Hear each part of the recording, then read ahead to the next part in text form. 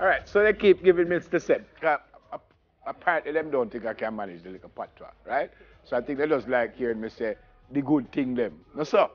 And that's the name of the dancehall exhibition that happened at the Edna Manley College of the Visual Arts and Performing Arts. And here to show us a bit of what we missed, dance lecturer Maria Hitchins. Morning. Welcome to Smile Jamaica. Good morning. What do you lecture?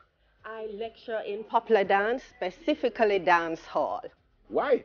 Because it's important for us to represent our own dance language. And certainly, because it's the School of Dance of Jamaica, then dancehall, having been created by our own people, must have representation. Yeah, and I suspect the course is more than you just teaching people how to dance. Absolutely. So what's the course? As I tell my students all the time, dance doesn't exist in a vacuum. So dance is related to fashion.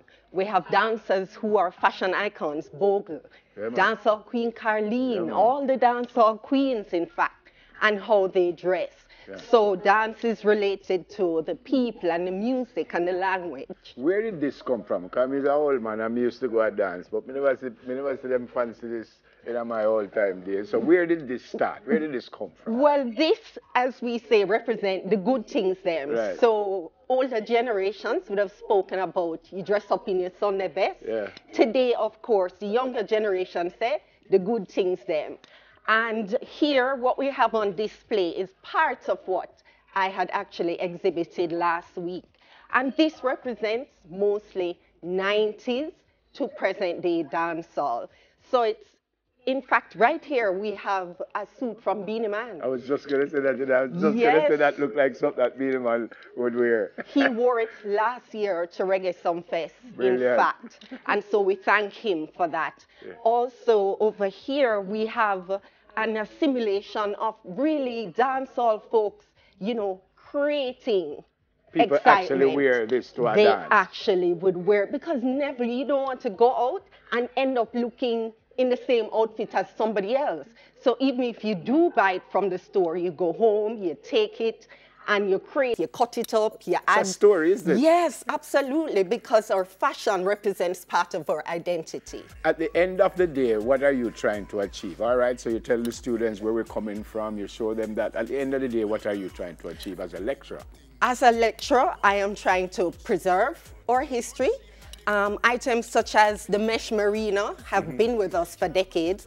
Clark's shoes, some would say the national shoe of dancehall. She just said Clark's shoes. Absolutely. I have on a Clark's. Right. There's the mesh marina. I've never worn one in my life. And if we talk about even the iconic red, green, and gold, right, from our Rasta community, we see it has transcended our physical borders. Yeah, man. And it is now on the high-end luxury runways. What kind of support you got for your exhibition? Well, firstly, I would have to thank the Edna Manley College, because my exhibit was presented as part of the Rex Nettleford Arts Conference. Brilliant.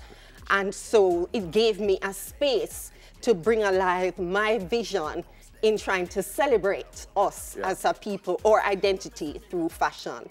And we had schools that came in and saw it, which is important, because I think sometimes we take for granted that the younger generation knows, but there's a whole history that we need to actually put in our school curriculum to ensure that nobody else can come from outside and know it better than us. Yeah. Yes. Are you surprised, and maybe you're not because you do lecture in this space, but are you surprised that this has taken on in Japan and in Europe? And does that surprise you? I mean, I am not, because first of all, I am fascinated by all of this. Right. You know, it's the colors, it's the sequins, it's the oversized accessories. Really, Jamaicans by and large are people who refuse to go unseen and unheard. Yeah. And it really is a part of our culture. So I am not surprised by the good things them. Some people will say, you know, there is uptown, there is downtown. They dress the same way going to the dance them or no? Not necessarily. Somewhat, not everybody, not everybody.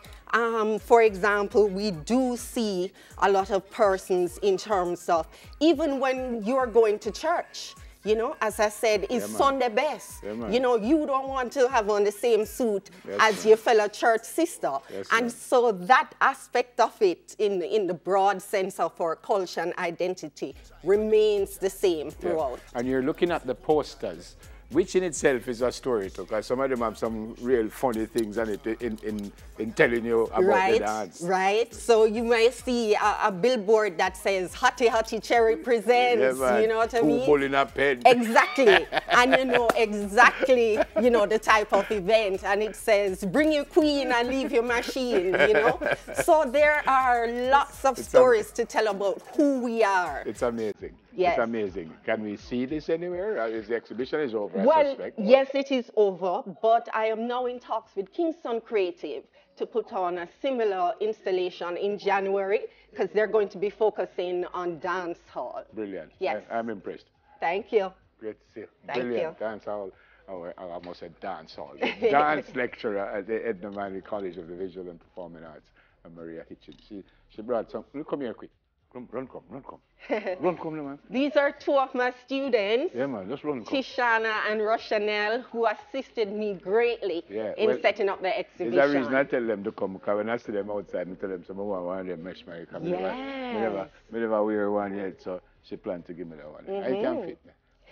Good to see you, boy. It's large. Don't stay with us, man.